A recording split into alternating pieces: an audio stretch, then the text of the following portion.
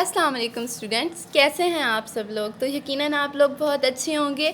तो हम पढ़ रहे थे second year biology chapter number 1 homeostasis, जिसके अंदर हम लोग देखते हैं कि हमने कहाँ तक पढ़ लिया था। हम लोगों ने पढ़ लिया था ऑस्मोरेगुलेशन इन प्लांट्स, याद आ गया ना। तो आज हम लोगों ने क्या पढ़ना है, ऑस्मोरेगुलेशन इन एनिमल्स। ठीक है, क्या पढ़ना है, ऑस्मोरेगुलेशन इन एनिमल्स।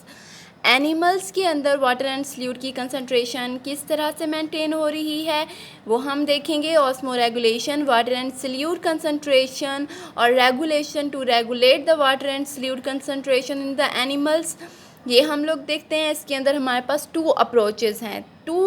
आप कह सकते हैं कि 2 तरह के ऑर्गेनिज्म होते हैं हमारे पास। एक को हम ऑस्मो कन्फॉर्मर कहते हैं और एक को हम ऑस्मो रेगुलेटर कहते हैं। ठीक है, ऑस्मो रेगुलेटर जिन्हें वाटर एंड सल्यूट की कंसंट्रेशन को रेगुलेट करना पड़ता है, और ऑस्मो कन्फॉर्मर जिनकी अपनी बॉडी के अंदर कोई भी चेंज लाने की ज़रूरत नहीं होती।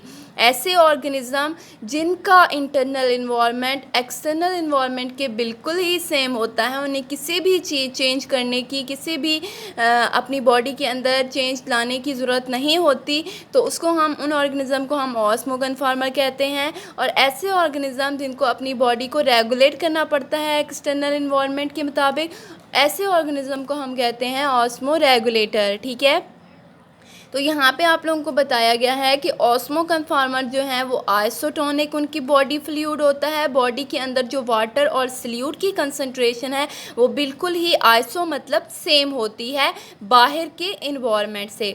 Don't adjust internal osmotic state, इनको अपनी बॉडी का इंटरनल इन्वायरमेंट एडजस्ट करने की ज़रूरत नहीं होती, बल्कि ऑटोमेटिकली इनका जो इन्वायरमेंट है वो बिल्कुल एक्सटर्नल इन्वायरमेंट के बिल्कुल सेम होता है। ठीक है, ऑस्मो रेगुलेटर कौन से होते हैं, जिनका बॉडी फ्लूइड या वाटर या सल्यूट की कंसंट्रेशन इंटरनल या एक्सटर्नल इन्वायरमेंट से आइसोटोनिक नहीं होती, बल्कि उनको अपनी बॉडी को एडजस्ट करना पड़ता है बाहर के इन्वायरमेंट के मुताबिक। हाइपरटोनिक अगर इन्वायरमेंट होगा या हाइपोटोनिक इन्वायरमेंट होगा, उसके मुताबिक उन्होंने अपने बॉडी के जो फ्लूइड्स हैं उनको मेंटेन करना होता है, एडजस्ट करना होता है। बात यहाँ पे एक्वेटिक ऑर्गेनिज्म की हो रही है, और बात यहाँ पे एक्सटर्नल इन्वायरमेंट मतलब जो फिशेस वगैरह हैं वो पानी के अंदर रहती हैं, तो पानी के अंदर अगर हाइपरटोनिक या हाइपोटोनिक कंडीशन होती है, तो उस वक्त अगर सॉल्ट की कंसंट्रेशन ज़्यादा होती है या वाटर की कंसंट्रेशन ज़्यादा होती है,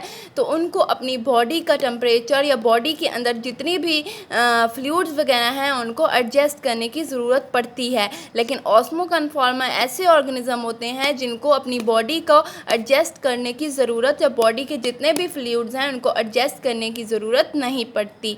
ठीक है, मैं आप लोगों को आपकी बुक से भी बताती हूँ।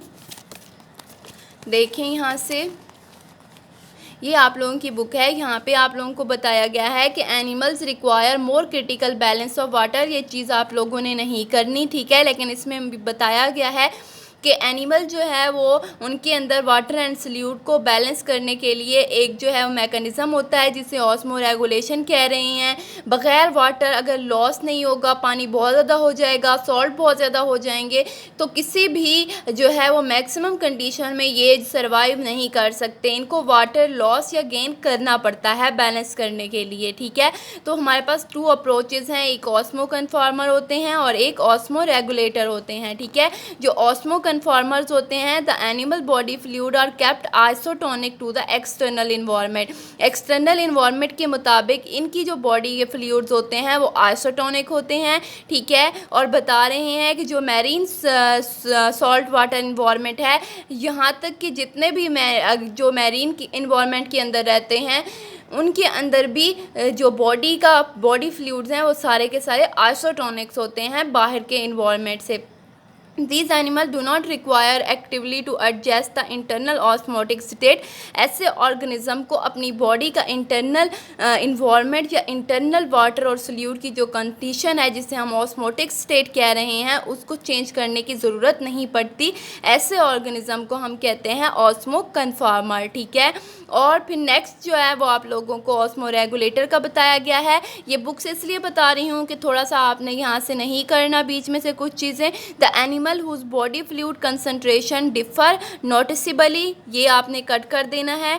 आपने ये करना है the animal whose body fluid concentration differ from the outside environment, ठीक है। फिर एक्टिवली रेगुलेट, इसको कट कर देना है। To adjust excessive water in the hypotonic and excrete salt in the hypertonic condition. वो क्या कह रहे हैं कि ऐसे ऑर्गेनिज्म जिनकी बॉडी का फ्लूइड जो है वो एक्सटर्नल इन्वायरमेंट से डिफरेंट होता है और अगर उनको एक्सेसिव वाटर डिस्चार्ज करना पड़ता है, अगर हाइपोटोनिक कंडीशन हो, और अगर बहुत ज़्यादा सॉल्ट की कंसंट्रेशन हो उनकी बॉडी के अंदर, तो हाइपरटोनिक कंडीशन में वो सॉल्ट को रिलीज़ करेंगे।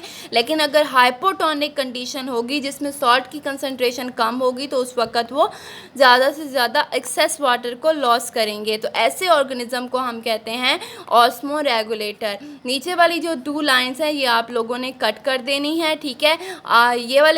ये वाला जो लेक्चर था यहाँ तक ही था। नेक्स्ट लेक्चर में हम लोग देखेंगे osmo regulation in the different environment. अगर कोई चीज़ आप लोगों को समझ ना आए तो आप लोग मुझसे पूछ सकते हैं। Thank you.